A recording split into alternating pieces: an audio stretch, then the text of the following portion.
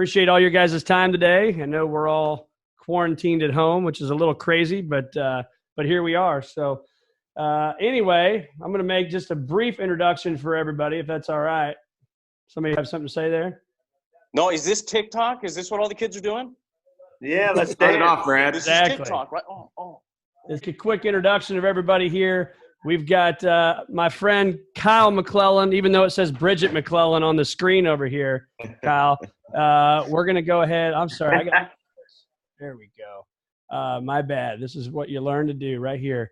All right. So we got Kyle McClellan, top left. How you doing, Kyle? I'm doing good. Good, man. Thanks for being with us. Kyle played for the St. Louis Cardinals from 2008 until 2012. And played for the big leagues from 2008 to 2013. So thanks for being with us, Kyle. We got Brian Jordan over here. He looks like he's a professional golfer, even though he is one of very few athletes that played in the NFL and for the Major League Baseball. Played professionally for the Atlanta Falcons as a safety from 1989 to 1991. Played for the Cardinals from 1992 to 1998. Now doing some TV stuff down there for our friends, the Atlanta Braves. So, Brian, thanks for being with us. Hey, no problem, man. Anything to get out of cooking and cleaning and doing all that stuff, man, for the kids. That's right. So. Well, we'll skip over here to Brad Thompson. Brad, 2005 to 2010, played in the big leagues, 2005 to 09 with the Cardinals. He is a 2006 World Series champ and now on ESPN and Fox Sports Midwest. So, Brad, thanks for joining us, my friend. No problem, Brett. Thanks for having me, man. And a lot like Brian said, anything to get out of the real world for a few minutes. Talk about some baseball, some fun stuff, man. That's right. That's exactly right. And then we got Jason Isringhausen right there. Jason played from 1995 to 2012 in the big leagues. NL saves leader in 2004, two-time All-Star, 300 saves, and he was a recent St. Louis Cardinal Hall of Famer. So, Jay, thanks for being with us. Hey, appreciate it. I'm glad to see everybody's doing good and healthy. And like everybody said, just a little break of the monotony of staying under roof. And I'm glad to be here. That's right, man. Well, thanks, guys. I really appreciate this. We sent you guys a text, I guess, a week ago, and we whipped this together on what should be Cardinals opening day. Brad would be busy on the radio here this afternoon, but we'll talk about other stuff, I guess, won't you, Brad? Yeah, we'll figure something out. We've Right. got 4 hours, so I'm contractually obligated to come up with something for 4 hours. Luckily, we got a good team, and we can BS pretty well. That's good. That's good. You're good at that. So also want to wish Noah Seeley, Jessica Seeley is his mom, a friend of mine, back from home in Mattoon, Illinois. Noah's 17th birthday, so we want to give a shout-out to Noah. So everybody give Noah a big old happy birthday. What's up, Noah? Happy birthday. Happy birthday. I know, Brian, you just had one a couple days ago. I did, man. I'm getting younger, man. I just turned 35. If you switch that around, it's 53. So, yeah, I'm getting older. Well, Izzy, I'm going to start with you. And you being a hometown kid, man, you grew up right down the road from Busch Stadium. And just want to talk to the fans about what it was like that first time you were able to put on that St. Louis Cardinal jersey, take the field, kind of walk us through that background and what it was like. It was, it seems like many moons ago now, but one of the highlights of my career was being able to come home and play for my home team that I grew up watching, loving. You know, grew up watching the Ozzies, the Willies, the Vince Colemans, the Bruce Suitors, and the Bob Forsches, and the names go on and on and on. Being able to be a part of the Cardinals and being able to suit up next to guys in spring training like Lou Brock and Bob Gibson, Stan was still around, Red Shandies. I mean, it was just dream come true for me. Hardest part I had to do is learn how to say no to people about asking for things, tickets and such. But, you know, it's like I said, it was a dream come true to play from home team. And we had a lot of success during those years I was here, surrounded by unbelievable players like Jim Edmonds, Scott Rowland, Albert Pujols, you know, pitchers. I played with all these guys on this screen. Didn't play with BJ, but played against him. And now we take it onto our fantasy camp teams, and now he likes to steal hits from me to win championships. Well, I gotta ask then, Jason. Did you ever pitch against Brian when you guys played? Do you remember what happened? I don't remember. That's the biggest things. I don't remember who I faced and things like that. That's good. That could have got awkward fast if he hit a game-winning home run off of you or something. That'd have been bad. That'd have been real bad. I don't remember facing Izzy, to be honest. No. I don't think we did. When was your last year? 90 what? Or 2000? Come on, man. I got out in 2006, man. Jeez. Yeah, and I don't remember facing him. I mean, I would because I was with the Mets at the time in the mid-'90s, and so I don't remember facing BJ at all. I do now in the fantasy camp. That's about it. Yeah. You told me a story one time, Izzy, that somebody was talking trash to you at fantasy camp, and you threw a fastball off the guy's back. Is that true? No, that was awesome. Ryan Franklin did that to somebody. It wasn't me. Oh, okay. Twice. I thought it was you. You hit him I don't hit twice. people on purpose. Come on, you stuck him in the ribs, man. I remember that one. That's awesome. Brian, talk to us if you can, man, about not many of us. I don't know about the rest of these guys. I didn't even do this as a Mattoon Green Wave. I didn't even get to play baseball and football in high school, let alone at the big league level. So talk to us. Obviously, there's the physical side of the game. You know, you're tackling versus playing baseball. But what was it like, the preseason prep, the kind of the postseason, offseason, during season? Talk to us about playing two sports at the level you played. Well, you know, I was used to it all my life. Played 3 sports all the way through elementary school into high school.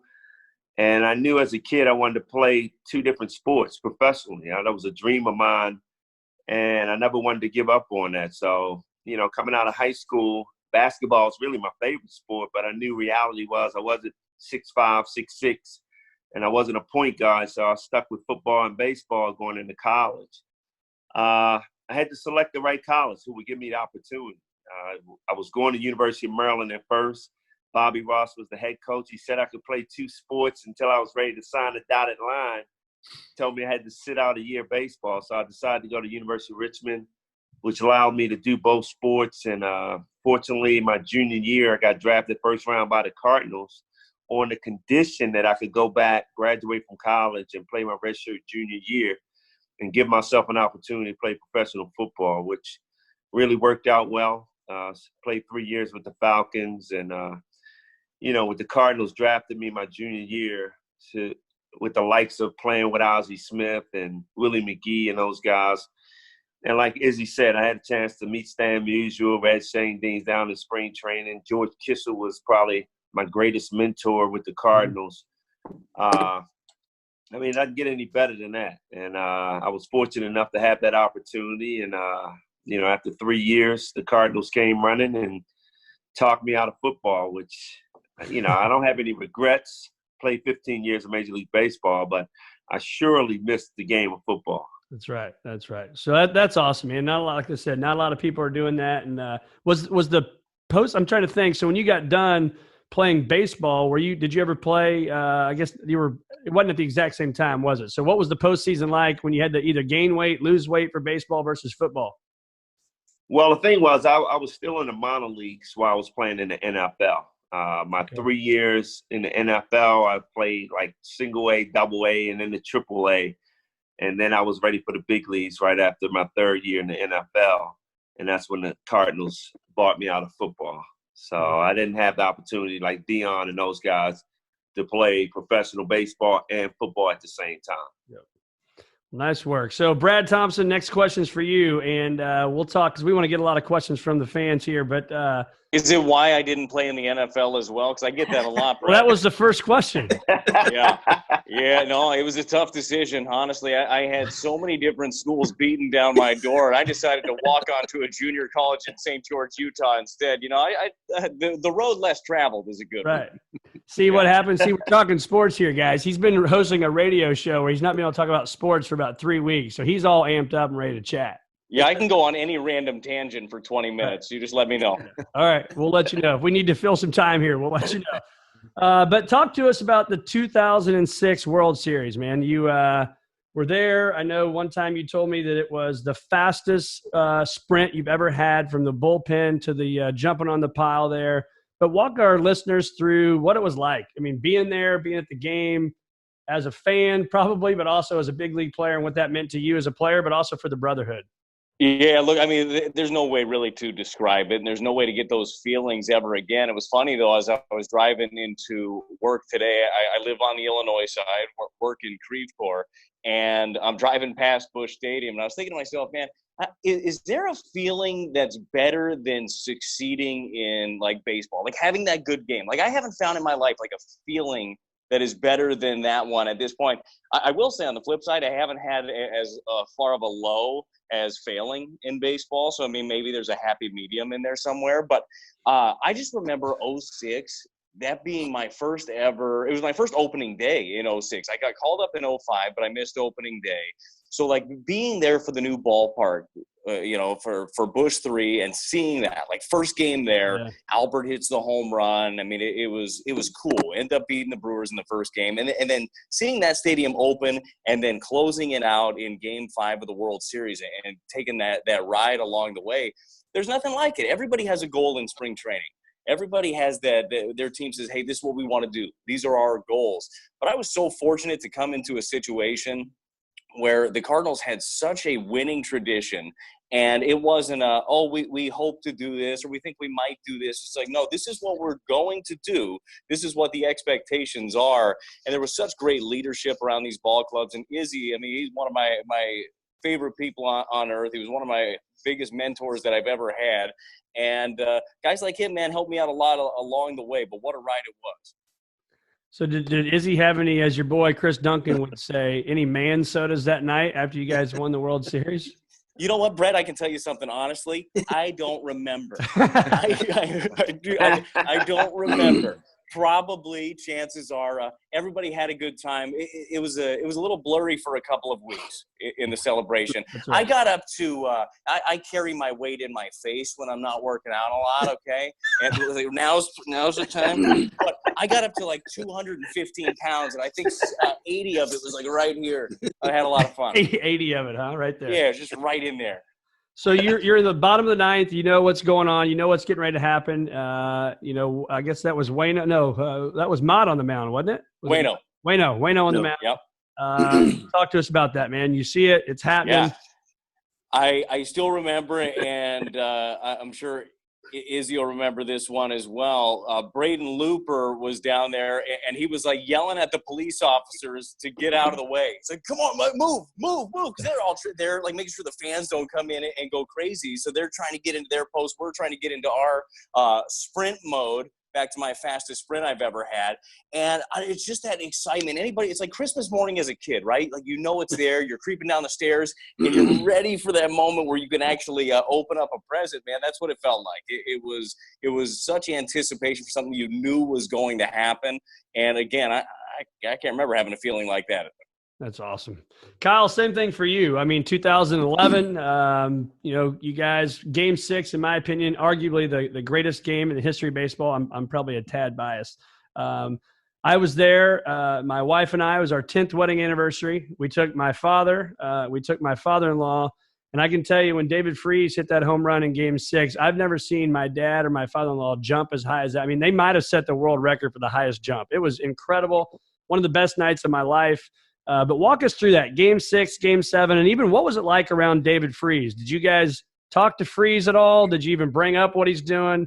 And you can take it from there. But talk to us about that. Well, I'll start with Freese. So he wins Losing Kyle? The NLCS MVP. I think we lost him, didn't we, Brad? This is you're the expert in this, Brad. You there? No, I think he sounds fine. Yeah, we're losing. Kyle, you there now? Bridget, are you there? Can you hear me? Bridget, we can hear you now, man. There he is. He's on a farm somewhere, getting off a tractor to come join us, and now we can't hear him. All right, let's start all over, Kyle. Can you hear me? We can hear you now. Okay. I'll start with Freese. He wins the NLCS MVP. And it was just kind of like, don't touch him, don't talk to him, just let him keep going. Let this thing keep riding out and just stay hot. You get in the postseason, you get somebody that's hot like that, and you just want to let him ride. And so for him, it was just keep him in his routine, keep doing that, because we knew we had Albert, we had all these other guys around him as well. But David was just absolutely on fire that whole stretch. And Game 6, we're watching, and I tell people all the time that when we got down to our last strike, I'm a guy that I always like to watch celebrations. So whether it doesn't matter what sport, it doesn't matter what, I love to watch the celebrations and see people react to winning. If it's NCAA, if it's, whatever it is, because that's what we all play for. We go through everything for that opportunity. And I remember watching, as we were down to our last strike, watching their dugout, the Rangers dugout, because I wanted to see what it was like to win the World Series. And then all of a sudden that ball gets hit, and they're on the field. Like, there's players, as soon as it was hit, they're on the field, and then the ball drops, and all of a sudden they're trying to get back into the dugout. And so then we're down to our last strike again with Lance Berkman up. And again, I'm looking into the dugout, and they're not near as giddy to get up to that top step and to get on the field. But you just wanted to see it. You don't have many opportunities to get to the World Series. You want to see what that's like. And Lance hits that ball, and all of a sudden it drops. And I remember running out there for Game 6 when we won, and Freese hit the home run. And I'll never forget running out there and thinking, this is the feeling that they were supposed to have, that they were so close to having, and we're running out on the field. It was like we won the World Series.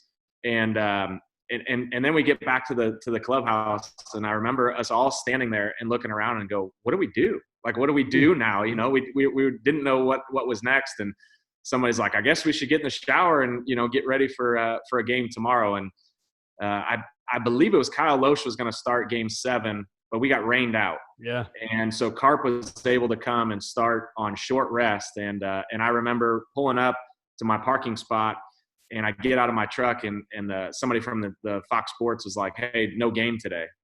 And I immediately thought, Carp's going to throw on short rest. And I went in, and they're like, yeah, we're not playing. I was like, I don't care. Is Carp throwing tomorrow? And they're like, yeah, Carp's going. I was like, perfect. Because that's the guy you want going for you in any situation with the season on the line. And so then we show back up for Game 7, and they put up 2 in the first, and you're thinking, there's no way we came back and did everything up to this point to come here and lose, you know? And so then we put up 2 in the bottom of the first. And I remember looking at Adam Wainwright, and I said, there's no way they can come back from this. There's mentally and psychologically, go through what they went through on Game 6, to be up 2-0, and then now to be, you know, tied with 2. And then thankfully that wasn't a close game, because I couldn't take another close game. And Right. And then when you run out there, just like at that point, you know, it's but you don't really know. You're up by 5 or 6 when we ended up winning it. But you didn't feel good based on what you saw 2 nights before. You didn't feel good about your chances until that ball was caught. Man, I got to think the kid in you comes out when you're seeing a Freeze hit a walk-off home run like that. And obviously you guys didn't hear it, but you hear Joe Buck talk about, we will see you tomorrow night. I mean, what was that like, running out on the field and just like, were you like a kid in a candy store again? I think the best explanation is for people to go back and watch that and pick out Gerald Laird in that video and watch him, because he jumps up like full ballerina mode. There's pictures of him too. It's hilarious. And Gerald, it just fits his personality. But his reaction is exactly that reaction. I'll see if I can come up and find it on my phone here. But it doesn't get any better, you know, to go out and to have that moment, and that, especially at home too, you know, like, gosh, how much greater was all of that because it was there at Busch Stadium versus being in Texas. Still would have been great, but man, just to be there for our crowd and you couldn't ask for a better story. That's for sure. Unbelievable. Jason Simon Tachi's with us. What's up, Jason? Technical difficulty. Maybe the Indian, not the aerial. That's quite all right, man. That's quite all right. So, Jason, I was going to ask you, I hate to start with this now, your first question, but it was around Darryl Kile. Man, you were the pitcher that started the game the day after Darryl Kile passed away.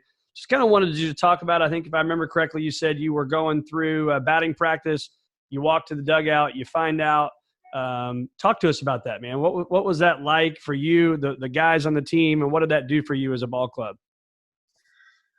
Oh man. Well, so it was, I don't even know what day it was. I don't know if it was a Saturday or Sunday that we're playing, but it was a day game, obviously. And I just got done. Usually the starting hitter or starting pitcher gets about 5 minutes to himself. And so I get done swinging the bat, and I'm walking back to the dugout, getting ready to go back up to the clubhouse. And I had heard it might have been Jockety, Tony, and I think Barry, the 3 guys. And I heard something such as like, what do you mean he's dead? And,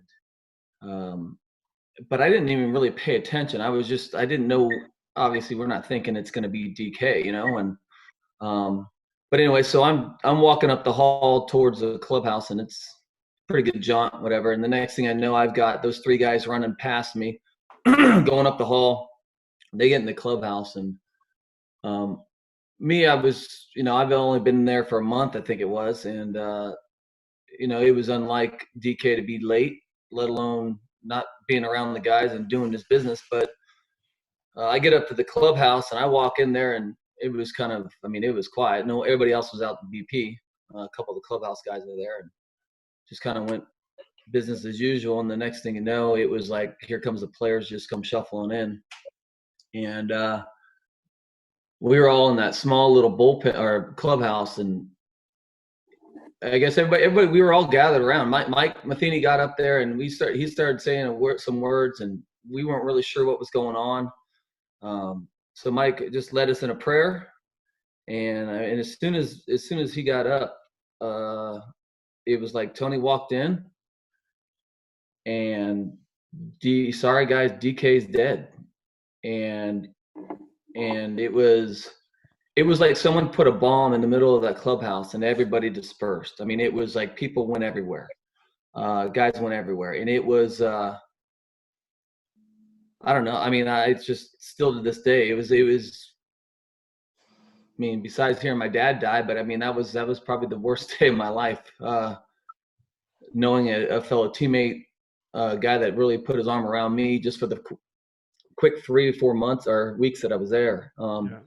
And finding out how awesome of a guy he was because of everybody that was involved and started reaching out. But moving forward, that was pretty tough because obviously I was supposed to start that day, and somehow, being at Chicago, my parents lived out in California, so they were listening to the game, the pregame, stuff like that, and they mentioned something on TV that the game wasn't going to be played. So I got to listen to my mom bawling her eyes out on a voicemail on my phone, saying, Jason, please call me back. I hope it's not you. Please don't be dead. And, and I'm just, when you walk out that clubhouse, you can look down and you can see the fans walking by.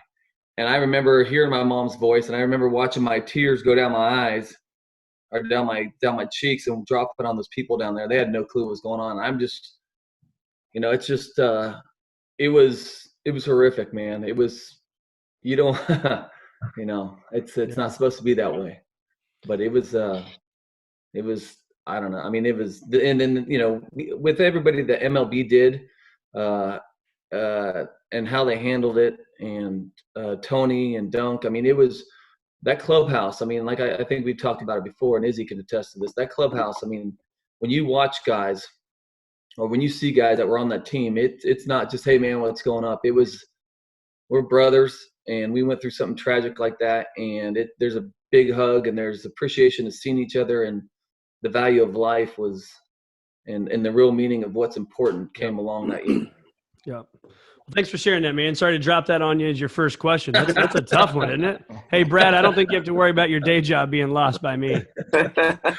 Well, good. Yeah. Way to, we were up here. Right, exactly. Day, but we're going to bring it back. We're going to bring it back right now. Seriously, that's we're going to talk about Cardinal Nation and Brian Jordan and what it was like. I think I saw an interview with you, and I was doing some research. You said you got drafted, 1992 maybe by the Cardinals, whatever it was. But this immediately became home for you. Talk about it. I wish it was 92. I'd be a lot younger, but it was in '88 when I was drafted. 88. Yeah, by the Cardinals, first round, and supplementary draft pick. I think it was like 27, 28 for Jack Clark. Again, I was torn between football and baseball, and to have that opportunity to fly up to St. Louis, go down on the field and meet Whitey Herzog and Ozzie Smith and Vince Coleman and all those guys trying to talk me out of football and playing baseball.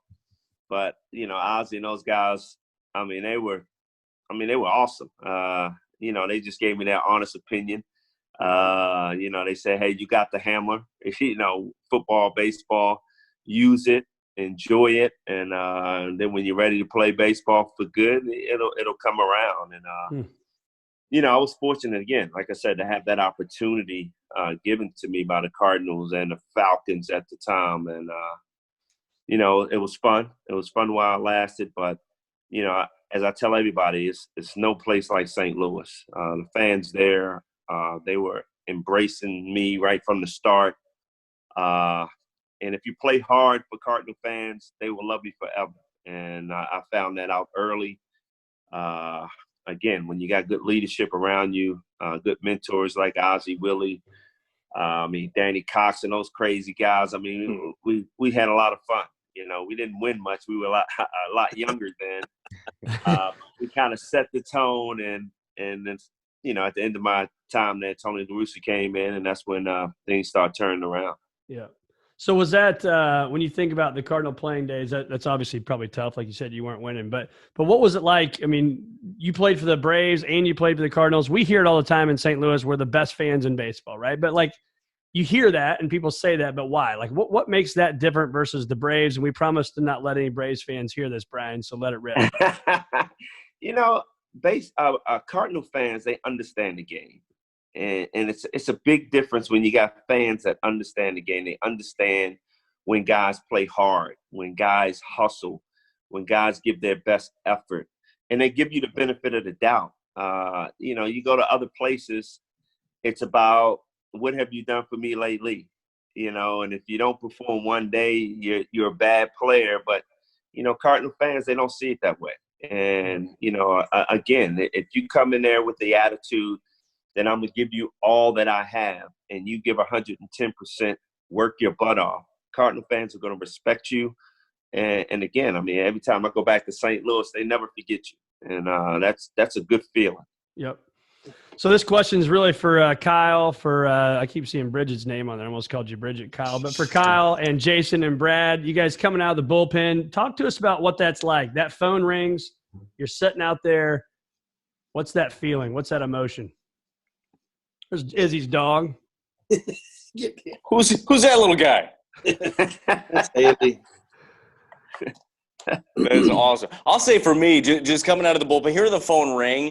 I'm still waiting for it. I'm still waiting for that emotion again in what is regular life now. There's nothing like it. The adrenaline rush that is there, hoping that it's your name being called. Unless it was a close game late, then I knew it was going to be Izzy, which made me feel a little bit safer in general. But it's just it's a cool feeling. It's also a cool feeling going to work every day and knowing that you have got a chance to impact the ball game in one way or another. I enjoy that aspect of being in the bullpen. Yeah, I would agree with Brad on that. That the starting and out of the bullpen, Izzy, me, and Brad, Simo, we've all done it. But I did love that, coming to the park every day, having that opportunity to pitch and to contribute to your team. As a starting pitcher, you go in and you have a huge role. I mean, the game typically goes how the starting pitcher goes, but the other 4 days you're a cheerleader, and you know, it has its role. But I love that coming in. Maybe it's only an inning, maybe it's a batter, maybe it's 2 innings. You have to extend out a little bit, but knowing every day you came in, you had a chance to go in and contribute is great. But for me, it was a lot of anxiety. I mean, as the game started going along and you would try to play along with it and predict where you were going to be, you never knew for certain, but you always had a pretty good idea. And as about the 5th inning, you'd start really paying attention. And as you got to that 6th or that 7th inning, and you're like, man, this has got, you know, my name written all over this scenario here. Then you start getting nervous. You start, you know, all the negative thoughts would go through your head. For me, while I was warming up, I would always have negative thoughts, and I couldn't get it out. It would be like, man, it's a 1-run game. You know, don't give up a leadoff base hit, or don't give up a leadoff double, or all these things start going through your head. And you start thinking about all the ways that you could blow it. But as soon as and to the point where you're almost scared to death, but as soon as I would cross that gate coming out of the bullpen and go onto the field, I instantly was able to shed all that, and you turn into the baddest person on the planet.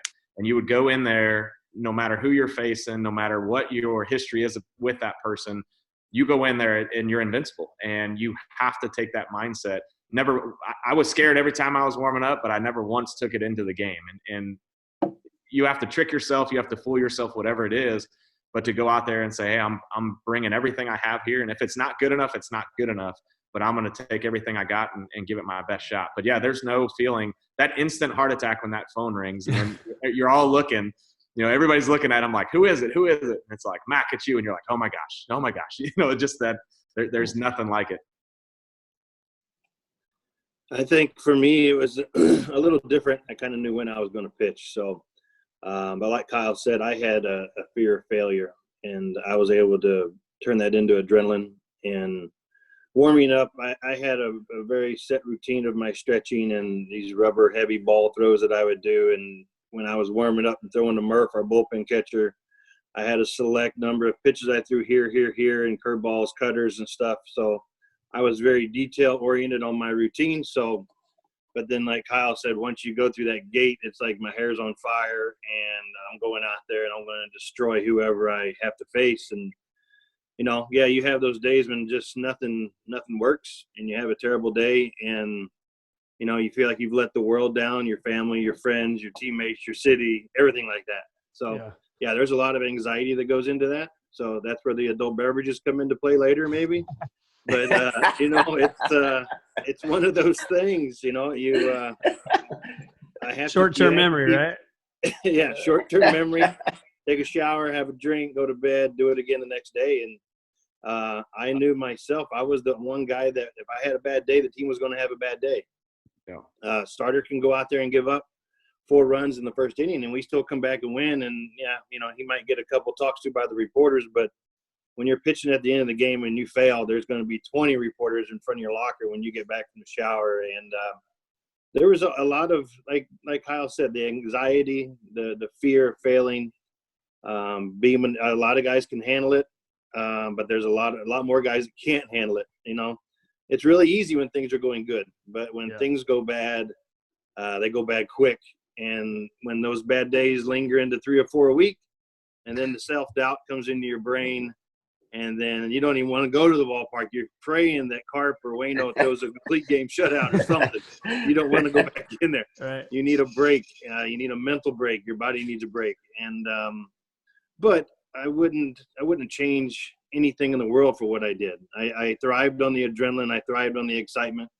And like Brad said, there's I can't find much these days that gives me that kind of adrenaline and that type of competition of competing against the best hitters in the world.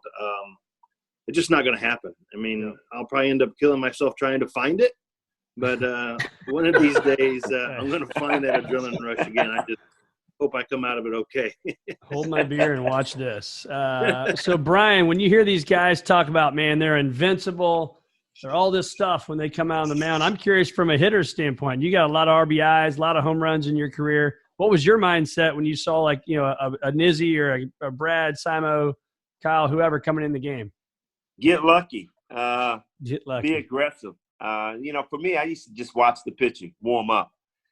And if he is, like, attacking the strike zone, hitting the, corners and throwing a lot of strikes, my mentality in that batter's box is, okay, he's feeling good about himself. He's going to start out with a strike. So I'm going to be aggressive. It's funny that you said that because I was watching the game the other night when I was playing with the Braves and the Mets in 2001 after the 9/11. And late in the game, Franco was on the mound, a lefty who I hit 308 against. And then they had Benitez warming up, who I was 0-5 against. So for me, I'm sitting there knowing if Chipper gets a hit here, they're going to bring in Benitez because I'm on 0 for 5. So my mentality was I was watching them warm up. I'm going to be aggressive. Forget about that 0 for 5. That was yesterday. This is a new day. And, of course, first pitch he threw, I lined a double in the gap. We go up 2-1 because I knew I had to be aggressive. I wasn't going to let him get ahead because if he gets ahead, I'm done. Because mentally, I know he got me. And so when you're sitting there watching guys, you can read them. And that's what I did a lot of. But you had to have that mentality that, you were not going to fail in my eyes as a hitter. I'm going to be aggressive. I'm going to attack the strike zone. And a lot of times, most of the times I was successful. A lot of times I were not. So, that's baseball. Well, it's just like what you're going to do on the first tee today, right? You got to be aggressive. You got to think positive. Be aggressive. That's right. You hit a ball straight down the middle about 300. you're intimidating everybody in your That's group. right. Just put They that would say driver first back in thing. the bag like you meant to do it. Don't Exactly. say, just say to yourself, don't shank it, right? That's how you stand over the ball. That's what I do. Don't shank it. Don't shank this. Hey, Don't Brad, shank- I found the picture of Gerald Laird I was talking about. Oh, yeah. Look at that. Look at him. That is Golly, fired up. dancing queen. I remember that picture. That's awesome. clearly demonstrates the feeling Well, I everything. got a bunch of questions, but I'd like for I got my phone here. If you see me looking at my phone, so if people listen and want to start asking some questions, fire those things up. I'll do my best to stay on top of and ask those questions. But if you can, today's supposed to be opening day. We're supposed to have, as Mike Shannon would say, an ice cold Bud Light in our hands down there eating a. Izzy likes it. He'd be down there doing the Izzy, same. let me see your Red hand. jacket on today. The There you go. Clydesdales would be going around. You'd be wearing your World Series rings, all sorts of stuff. So tell us your favorite if you can. I don't care what order we go in, and we just rap about it. What was your favorite memory of opening day, or just your favorite memory as a St. Louis Cardinal? I'll start, I guess. My favorite memory was probably going to be today. It was going to be my first time wearing the red coat going to the field, and it got postponed, and that's just buzzard luck. It's part of life. That's some bull crap, man. Bull crap. I'm just hoping everybody gets healthy and we get baseball going again. But yeah, this was probably going to be my favorite opening day memory this year. And just, what are you going to do about it? We're here talking.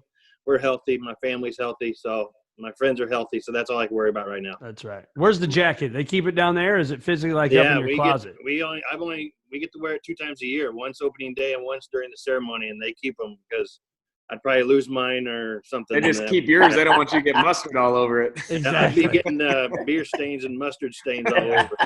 Izzy would wear it hunting.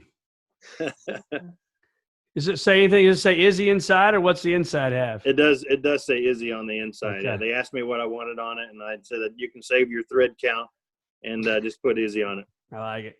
You gave a hell of a talk there, man. If I can give you some kudos on that. If you want to go back and you're quarantined and need something to listen to, Google Izzy's talk on the when he got inducted. It was awesome, man. He did a great. Izzy job. had me crying. I was in the audience like a little baby. Yeah, if you want to see a big so-called tough guy cry in public, go ahead and watch that. Yeah, you should watch that. That's right. That's right. Not Izzy. Come on. Here's a question from the audience before we go back to what were our favorite Cardinal memory. This is for you, Izzy, from Josh Barber. It says, what's your mindset before coming into the game? Is there anything you do to reset after giving up a home run or giving up the lead the night before? What's your mindset? All I concentrate, like BJ was saying, I concentrate on the hitters. I wanted to know who was hot, who swung the first pitch, and that's all I cared about because I wanted to know whether or not I could throw that first pitch strike with a fastball or outside corner with a cutter or something like that. But my reset thing was my routine. So I relied on my routine. I knew if I did my routine every day, I did my job and my part. And then when I went out there and once I released the ball, everything's out of my control. So I really I concentrate on my routine. That whole thing, the process is more important than the product kind of speech. And I really concentrate on my process throughout the day. And that's how I got myself ready every day. Got it. Good answer. So here's another one from John. He's talking about his son, Camden. So we're going to give some kid advice here. Whoever's got the best kid advice. Brad, this may be you. Did you ever drop any balls or get hit in the face or anything when you were playing catch? Yeah, look, Izzy benched me in fantasy camp. He was my manager, and I booted a couple of balls at shortstop, and all of a sudden he pulled me off the field. It was embarrassing, honestly. I was supposed to be like the legend guy that's supposed to be the former player, and I got yanked for a couple innings, too. He didn't let me back out there. I thought he was just kidding. So unlike maybe some of these other guys' paths to the big leagues, mine wasn't that there was never that conversation on any field that I was on that said, that guy right there, that kid, he's going to make it to the big leagues. Just it wasn't the conversation. I was more on the line of that kid might eat his booger. Watch him long enough. Might do it. But it goes back to the idea if you love something, you keep doing it, and for me, that was baseball. So I had plenty of bumps in the road. I had plenty of failures along the way. Well, here we are. I get to chat with you guys. That's the big key. Hey, you're going to fail. You're going to screw up. You're going to have bad times. But what do you do with them? Do you hang your head and pout about it, or do you just keep going back out there and try to have more success? And I did that. So that's Camden here. This is my cousin's kid. So Camden is he's playing. He's been hit in the face a few times. He's got a little anxiety around playing catch. Hey, so he should get my book. Oh, look at this baseball. Go ahead, Brian. Hey, Brian, go ahead and plug the book. Where can we find it? What's the title of it? Plug right there. Perfect timing, man. I got hit in the face when I was a little kid, and I was so scared to get back in the batting spot. And my dad kept encouraging me to get back out there, and he kept throwing tennis balls at me, over and over until I finally started hitting the tennis ball, and I got back out there on the field. So it's going to happen at some point. A little kid going to get hit with the ball, but you got to get back in there as quick as possible and overcome that fear. I think I'm going to go on a limb here. I think Brian Jordan just got a book sale right there. There we go. Yeah, how does this work? Can we drop the link right under our video here? Yeah. Right to Amazon. Yeah, Click the Brian Jordan hey, link. Go to twosportman.com and you can order the book. Oh my gosh. Or you can go to Barely One Sport Man and you'll see this. Brad, in fairness to Izzy, before he benched you, he did try putting you in right field, but you blew that one too. And then it's windy in Florida. You guys know that. It goes all over the place. Oh, that's funny. So Jeff Seeberger says, what's been the best professional and personal advice they've been given in their life, and who gave it to them? From Jeff Seeberger. Great question, Jeff. Mine was Bruce Sutter came into the field one day, and we were sitting down talking. It was one of my first times, really talking to him about baseball. And he goes, "You're under a lot of pressure. You have to realize that you're when you come to the field, you're the one. If you have a bad day, the team's going to have a bad day. So it's like no you're either the hero or the GOAT. There's no in between for you. And you're going to have to learn how to deal with that anxiety." And that's what I was talking about, was like how you dealt with the anxiety of failing and things like that. And then Bruce kind of put things in perspective for me. And he was one of my heroes from '82, closing out the World Series against the Brewers. And to sit down with him and talk about things was pretty amazing. Yeah, that has to be surreal, isn't it? I mean, you watched it as a kid, obviously just playing. You had no idea that you'd be a guy getting advice from him. I mean, how cool is that? Yeah, and now down at fantasy camp, Bruce and I get to talk to people about baseball, and just to be up there with Bruce is just it's an amazing experience and something I'll always treasure. And hopefully Bruce keeps coming down to fantasy camp for years to come. It's a lot of fun. Anybody else got a great memory they want to share there?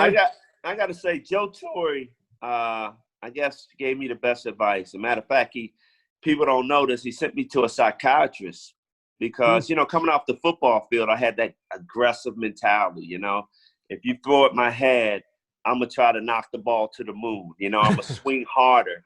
And all you do is get yourself in trouble. And I just had all this anxiety in me before I go hit.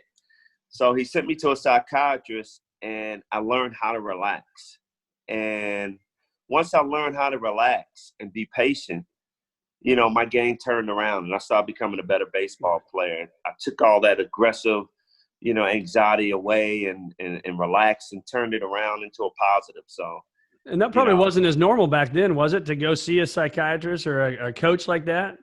Absolutely not. I mean, it came from left field. I would have never thought I would have visited a psychiatrist around baseball, but it really helped my career.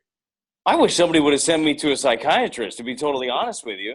I did have Scott Spezio give me an anger management book, so that felt good. Spezio's the best, looking out for me. I appreciate it. That's I had good. some problems. Yeah. Simon, anything? Kyle? I had someone give me some sliding lessons. It was unbeknownst to me until after the fact, but we were in Cincinnati at the end of the game, and old Cincinnati, I guess, and I don't even know what the name of that field was. But so at the end of the game, we're in there taking a shower. You remember this, Izzy? No, I don't remember anything. Oh yeah, you do. Anyway, so we're in there, and after the game, we're taking a shower, and so whatever. There's all the guys are in there, and all of a sudden you just hear something screaming down the hall, and I'm get the water off my head, and I turn around. And as soon as I turn around, I see this big, fat, white, hairy guy, butt naked, dive and slide through the shower into the wall. Now, he had a dirty hat too, by the way. Good thing I'm not hairy. Oh. Is that Kalani?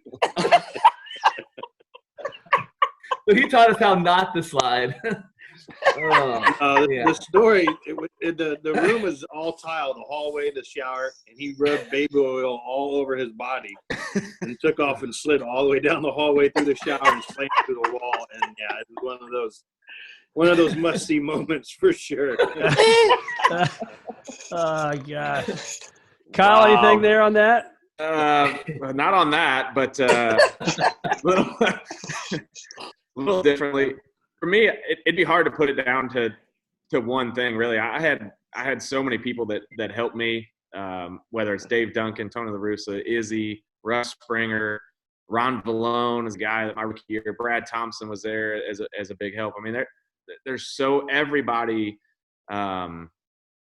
was willing to help out, a young player, and you're trying to take a little bit of everything and put it to use. But you felt like everybody was looking out for you. Everybody, had your best interest in what was going on. So for me, it'd be hard to point down to one thing. But I know my rookie year was full of hundreds and thousands of little things coming here and there that were helpful that I could use. And I look back on a lot of them now, lessons learned, and you don't realize at the time how some of those little comments or those little things people pointed out had such a big impact on your career, or, that you could see that play out exactly what they were talking about. Just their experience was invaluable. So trying to soak up as much as you could those first few years. And I mean, even till you get to the last year, I mean, you're always still trying to learn and adapt and make changes.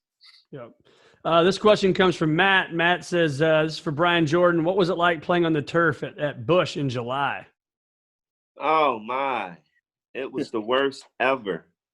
You talk about heat waves on the field. We used to run off the field. Our spikes were on fire. I mean, we would just jump in a bale of ice, put your feet in the ice, and you end up changing your shoes a lot of times, late in the game. I mean, that's how hot it was at Busch Stadium. I remember those days. That turf was incredible. But, they changed it, and then everything worked out great. I can't imagine having to change your shoes because the turf is so dang hot. That's crazy. Yeah, it was crazy, man. But Ozzie kind of, as a rookie coming up, I mean, he gave me warning. I mean, he's like, hey, if you slide on this turf, dive, you're going to leave your skin out there. And surely I left a lot of skin on that turf.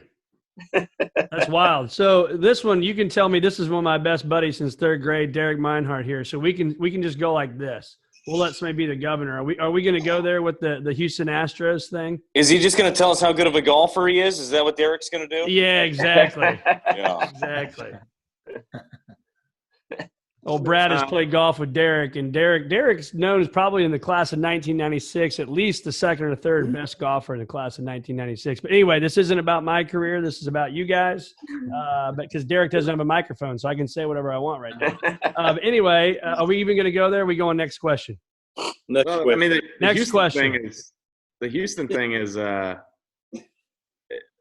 they're benefiting by all this not playing right now. But I mean, you don't have to avoid it. They did it. They got caught doing it. I think it's embarrassing for the game and all those associated with it, and they're going to have to face it. I mean, the players have to deal with it and face it. The manager and the general manager, they lost their jobs, but they're not having to show up and deal with this every day. Those players and what they had to go through in spring training, it's going to be interesting to see if this season does play out, how it goes. But look, everybody, I think here's the general consensus. Everybody's always trying to look to get an edge, and you're trying to, find those little things. But if you start bringing technology in and going way above and beyond, there's no place in that for the game. I'm glad they caught it. Hopefully there's, if any other teams were doing it, that it's done with and we can turn the page and move on. But it's definitely a black eye for the organization and for the game that hopefully will get past it here soon. How many hit by pitches you think those guys are going to have this year? I saw the Las Vegas over-under had it at 86, I think it was. I'm going to take the under, just due to the fact that who knows when we're going to start. Right. I'll take the under. That's why you're so smart, Brad. That's why you're so smart. Here's a gamble. question from Chris Pickett. He said, "This is awesome, guys. So thanks for being here. What ballparks did you love to play other than Busch Stadium? What was the best one? What was the worst one?" There's no worst one. You were just lucky to be playing, right? I think one of my favorites, PNC in Pittsburgh, I thought was a beautiful stadium. We were there a lot because it was in our division. Yep. And then one of my worst is probably the old Philly Stadium was one of the worst. And Veteran Stadium. Yep. Veteran Stadium. That was bad. And the bullpen Wasn't it true they threw batteries at Roland there or something? Oh, they threw everything at everybody there. And Santa. Yeah. We had a guy that got Drew, hit with wasn't it JD Drew? hot dog full of mustard down and got hit in the jersey during the game. I mean, we've had everything thrown at us there. That's unbelievable. I love Dodger Stadium. Dodger Stadium? Love it. What'd you like about it? Yeah, well, it was just iconic to me, and the field itself. I mean, it's L.A., it's Southern California. You're not going to find like a better turf than that. I don't know. There was just something about it that took me back. I love it, and the mound. I felt like I was on top of the hitter. Like there are some of those mounds where you feel like you're in center field, and there are other ones that you feel like you're right on top of the hitter. Wrigley, to me, I felt like I was in center field all the time, and it felt like it was wavy. And I don't know if that was me from before or if it was the field in general, but Dodger Stadium, I just felt like I was on top of people. Did you grow up a Dodgers fan being from Las Vegas, or what was your – No, I grew up watching so WGN and TBS. So I'm watching Cubs and I'm watching Braves. And then I was actually an A's fan as well because Bash Brothers at that time. And so I followed them a little bit.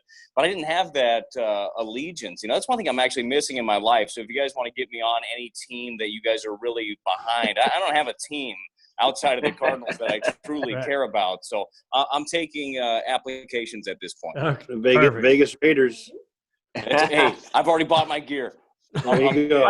Yeah, I do have my gear. favorite field is the newer field, and that was Petco Park, going to San Diego, man. I just love the weather there, the fact that the field was downtown. You can almost walk to the stadium.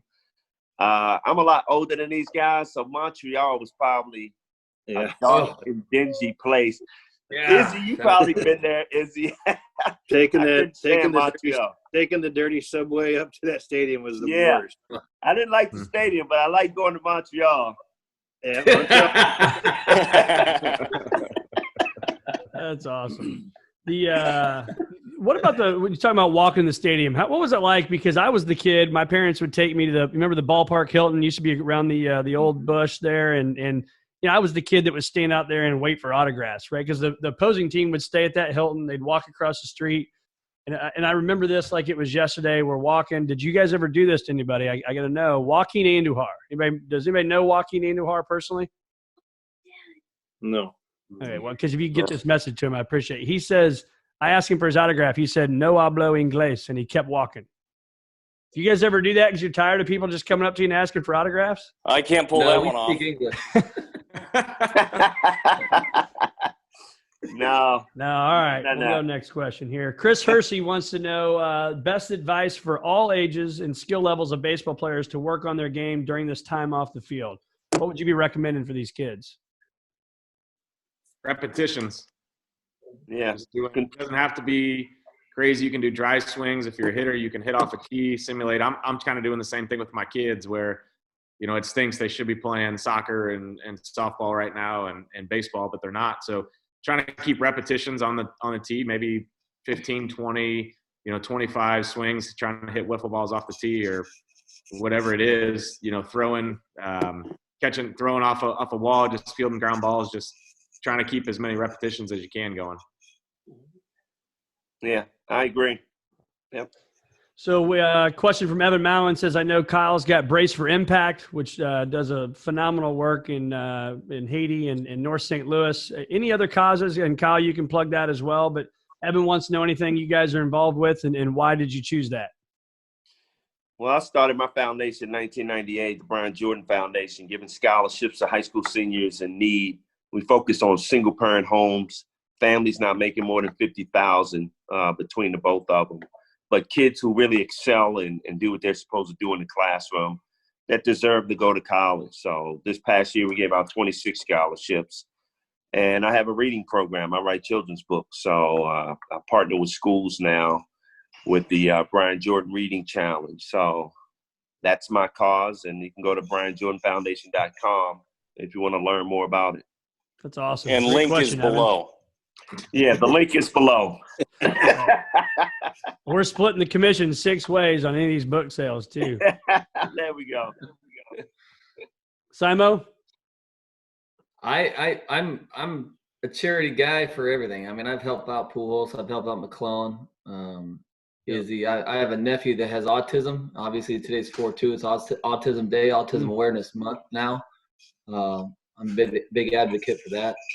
But I mean, just like the other guys on this call right here, we do what we can with anybody when they call, and that's, I mean, I just in general with the St. Louis people, the guys that live here. It's like family. So when someone calls and, hey, can you help me out here and this and that? I mean, we're out reaching out and doing as much as we can in the community and helping each other. So Right. I mean, it's amazing to see I'll what you help guys anybody. do, man. Yeah. Yeah, I'm like Simo. I mean, I try to help as much as I can with different charities. We've got an event coming up with Mr. McClellan here in a couple months. If that's Hopefully. still going to be going on, I hope, with a bunch of closers in town. And so we'll get Kyle to plug that in here in a little bit. And but it's like Jason says. I mean, everybody has a golf tournament. I go down to Atlanta to see BJ when I can for his foundation's tournament. And with Albert, Mike Matheny, Autism Speaks has a tournament around town. Diabetes. Did you say Swing for Hope? I didn't. Did you say Swing for Hope? Swing for Oh, Hope. yeah, that's right. I'm sorry. I didn't hear what you said You can there. plug that in too if you want.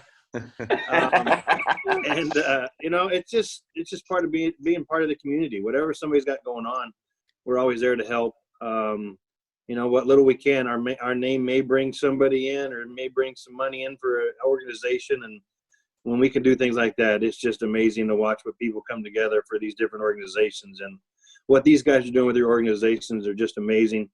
I know Kyle does a ton for the kids over in Haiti with the schools and the churches. He's invited me to go to Haiti a couple of times, and I just can't pull the trigger to go down there.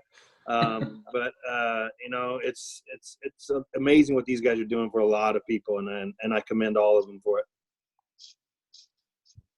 Kyle? Plug it away.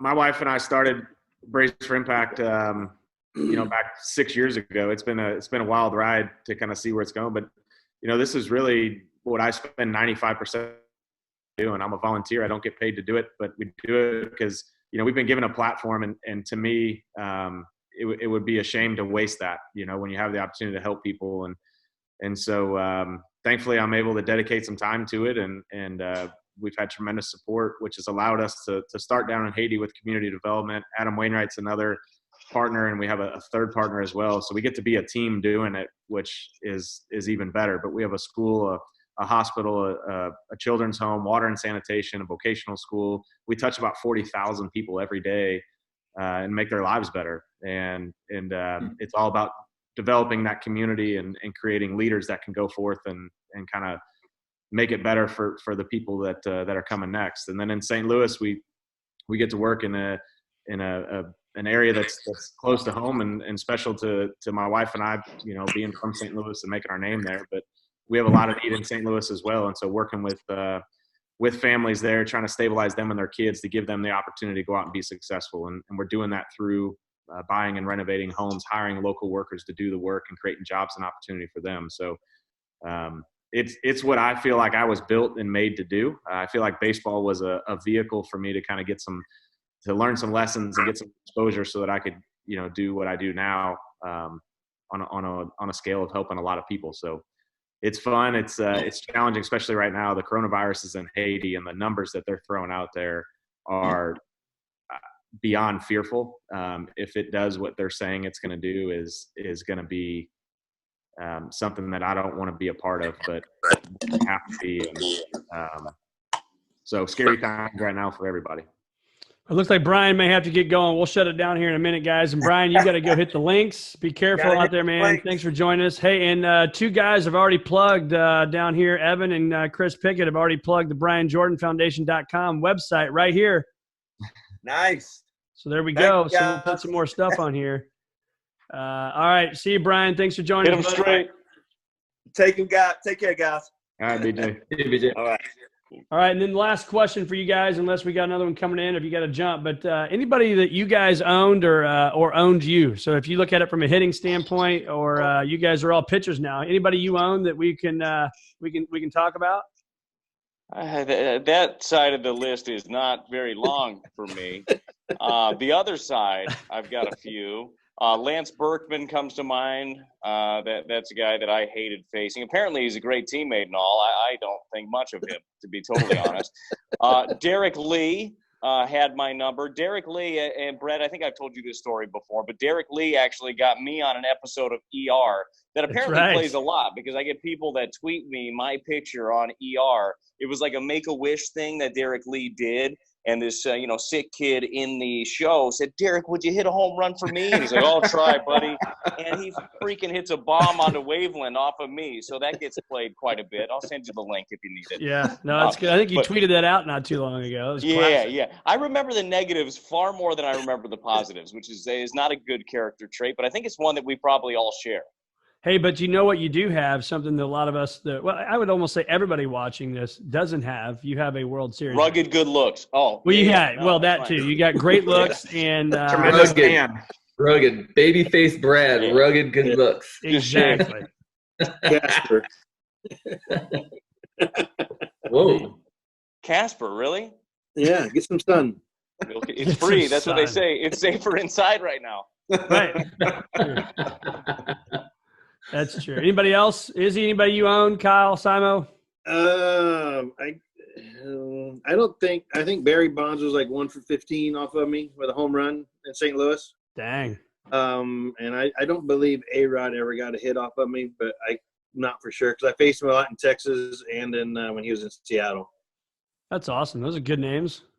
Kyle? For me, Derek Lee was my guy that I love to see. I think he was. You see what you just did there, Brad? Yeah. What the hell? How'd you do it? It was always the same at bat too. We would almost always go 3-2, and I would get him on a curveball at the end. So Brad didn't have a curveball. That might have been a curveball. Might have been it. No, I never got to 3-2. Yeah. He always had long at bats, but it always ended up well. And then in Wrigley, he actually finally got a hit off me, and Brennan Ryan had tipped off his glove, and so I think he ended up maybe being like 1 for 11 off me. But yeah, that's nice. Yeah, nice. Thanks for sharing the story, Kyle. Really, you want me to mute him, Brad?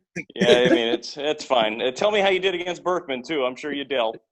Yeah, I was 0 for 3, I think. But Hunter Pence was the guy that owned me. Hunter Pence. He wasn't even a good hitter. Yeah.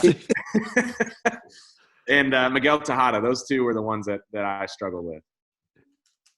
I think Kyle asked for that question. He's got his list in front of Bridget's holding a piece of paper in front of him with stats. Like, here's what's happening right now. I got to remember those reference. Exactly. Cool. Come on, man.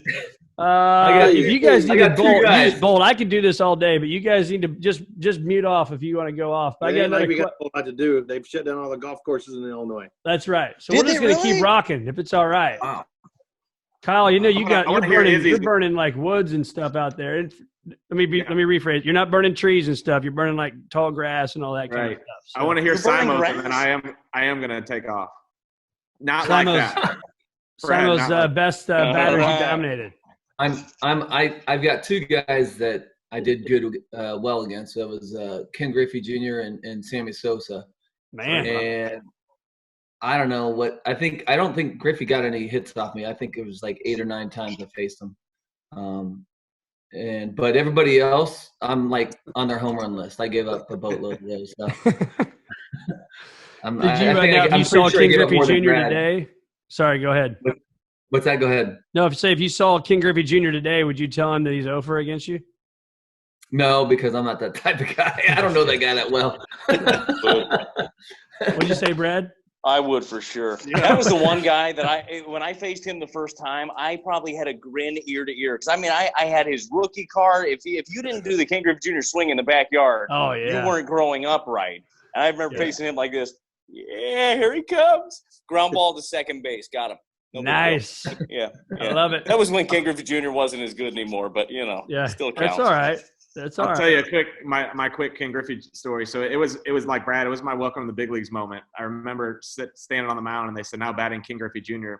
And it was the only time in my career I stepped off the mound. I just kind of rubbed the ball up, and I was like, "I'm going to soak this in. Like, this is Ken Griffey Jr." Then I walked him on 4 straight pitches, and I was so mad at myself. I'm like, just let him hit a home run. Who cares? It's Ken Griffey Jr. So I face him again, like I don't know later. I don't know when it was, but I faced him again the second time. And I give him he fouls a ball straight back, and he starts shaking his hand, and I immediately think he broke his hamate bone. Like, that's a common injury that you'll see with hitters. And so I'm like, playing it cool on there, and he's shaking his hand off, and it's an 0-2 count at this point. And so he kind of gets in there, and I give him the cool, like, "Hey, you good?" Like the head nod, like me and him are like, really, your boys, really cool or something. And I'm, kind of give him the like respect, like, I'll give you some time. And so he gets in there, and I'm like, I'm gonna throw the nastiest curveball I've ever thrown right here, and I'm gonna punch out Ken Griffey Jr. And I want it to be looking, because I'm gonna like dance off the mound if I do it. And so I throw a good curveball, and he just gets out in front, and he just barely flicks it down to the first baseman. And I was so mad that I didn't strike him out, but I'm running down along. I have to go cover the base. And so I'm like running close to him and catch it. And it was just kind of a cool, like, I'm running right next to Ken Griffey Jr. as I just am about to get him out. But that was definitely just like Brad, that was my welcome to the big leagues. Like, wow, I'm really on the mound facing Ken Griffey Jr. That's a pretty surreal moment for me in my career. I'm sure Izzy, same with, Barry Bonds and some of those guys. But that was definitely it for me. Some of the best. That's awesome. Yeah. Hey, there's a question on here, and I know you got to go, Kyle, real quick, but Jeff Seberger wants to know, who's tagged the biggest deer between Izzy and Kyle? Izzy's got a lot more money. I would say he paid for some.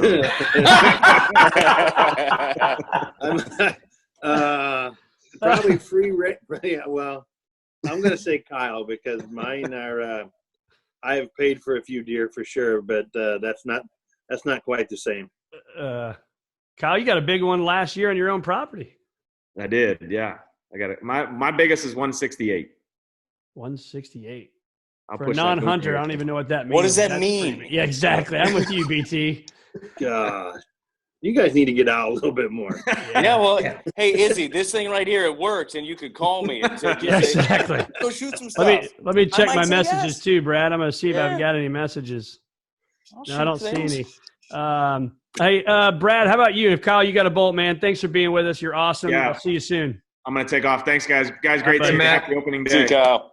See ya. Brad, how did you get into radio? I think it's a pretty cool story, man.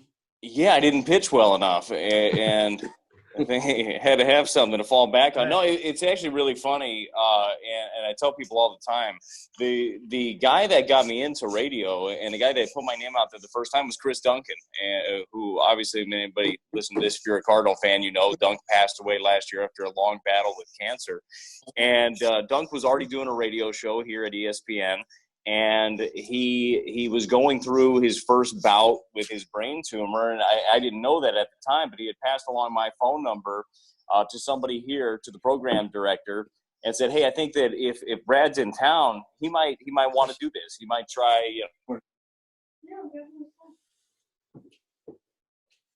Did you just mute yourself, Brad? There we go. What did I? No, there you go. Now we're back. No, but they asked. They called me on a Friday, asked if I could come in and do the show on a Monday. I did, and one segment in, they asked me if I could come back for the rest of the week. And the rest of the week turned into an entire off season before I went out and played again. And it's turned into a full-time gig. And I got to be honest, I love it. It can get challenging at times, like when there's not any sports. Now would be one of those times. Right. But no, I love it so much. I got such a good I've been blessed throughout my career to have great teammates. Simo and I roomed together in AAA in 2004 for a little bit. Nice. Izzy, Kyle McClellan. I had so many great teammates along the way, but I got great teammates doing what I do now too, and I love it. Awesome. So last question for you, and I'll let you boys go. Talk to us about, since Yachty's still playing, you guys all played with Yachty, pitched to Yachty. What's it like to, in again, biased opinion here, but probably the best catcher to ever play the game. What's it like to pitch to Yachty, and do you ever call that guy off? I was lucky in my career in St. Louis. I pitched to two of the best catchers I've ever pitched to, was Mike Matheny and Yachty. I consider Mike more of a mechanical guy and Yachty more of just a natural talent type of guy. Both Gold Glove pitcher or catchers. Usually the only time I shook either one of them off, because the way they do their homework and they know all the hitters, was when I wanted to throw a curveball. That was the only time I ever shook them off. And other than that, you just kind of follow their lead, because they do a lot more homework than you do on the hitters. So you just show up and you just know they throw down the one, you're throwing the fastball, and you just trust it and then get it ready to rock. For the most part, yeah. Yachty for me just gave me more confidence in everything that I was going to throw, because when he put something down, I'm like, damn it, you might know something I don't know. Here we go. Let's do it. And another thing that Yachty did, and I know Matheny did the same thing, Izzy, and Simon, you threw to him as well. But he took all the thought. If there was a runner on first, who cares? Like, I'm not as worried about him. I know if I give you a tiny bit of time, that you're going to be able to get that guy. So I don't have to worry about that. He just took that off the plate for young pitchers specifically, but for everybody. Yep. Simon? Yeah, both of those guys. I threw to, obviously, Matheny a lot more than I threw to Yachty. But both of those guys, Izzy is a power pitcher. Brad and I were, hey, dude, we don't want to throw more than 3 pitches to you. And the thought process of calling pitches, having to put balls in the dirt, knowing that the fact that the ball's going to get snuffed, it's going to sit right there. The running game, they pretty much shut down. Obviously, Yachty's got a cannon and throws the ball well. And Mike was obviously, like Izzy said, just a machine back there. But that ball was always a foot off the ground right above the bag when he threw the ball. And both of those guys were managers on the field, very prepared, intense, obviously had the passion. But, there's a lot of respect. There's no doubt. Like Izzy said, those are probably 2 of the best. I mean, you think about even the Cardinals. Before that, it was Pagnozzi, right? So they literally had 3 catchers in the last 30 years, pretty much, almost, right? That's a good point. I mean, you talk about something special and pitchers to be able to throw to a backstop like that. That don't come around too long or too often. What do you think, guys? You want to close with any other Cardinal memory you think our fans would like to hear? And if not, it's been great being with you guys. For me, man, I just want to see. Go ahead, Brendan. Oh, I was just going to say, I just want to see you, my man. I just want to see opening day, Jason Isringhausen putting his jacket on and being out there shaking hands, because that to me is one of my biggest honors of my career, is getting an opportunity to shake hands with the Hall of Famers on opening day. And Izzy, I can't wait for that day for you. Well, that's what I was going to say. I just want everybody to pay attention to what's going on around them, and everybody get healthy, stay healthy, and get through this and get back to playing sports and getting back to our normal lives. And when that day comes, Brad, it's going to be fun for everybody. My family is going to be very excited. So just looking forward to that. But, yeah, more than anything, I just want to get this pandemic over with, and let's get moving along. You're going to cry on that day. Yeah, he might. The big man might cry. Crying's out. You already done? It's okay to cry. It shows your true feelings. That's right. Well, guys, hey, man, and to our listeners, everybody's, like Izzy just said, stay safe, stay home, take care of yourselves, take care of your family. I can't thank you guys enough. And to Kyle and Brian, who already left, I mean, you guys got a lot of better people to talk to than me, and it's just been awesome to have you as a diehard Cardinal fan. I've been going to baseball games literally my whole life. Being an only child from Mattoon, we would drive down. I've watched every single one of you guys. So when you talk about running next to King Griffey Jr. or whatever, I've watched all you guys, man. You're all my heroes. And the cool thing is getting to know all of you is you are down to earth. You are approachable. You're as cool as anybody could be. And you guys are just awesome. So thanks so much for being with us. I know you got a lot of things going on. You got your families, you got homeschooling going on, all sorts of stuff. So spend over an hour with guys like you has been absolutely awesome. So thank you, gentlemen. It's great being with you. Thank you, Brett. Thanks for having us, Brett. Appreciate it, man. All right, guys. Be good. See you, Brett. All right. See you later. See you, boys.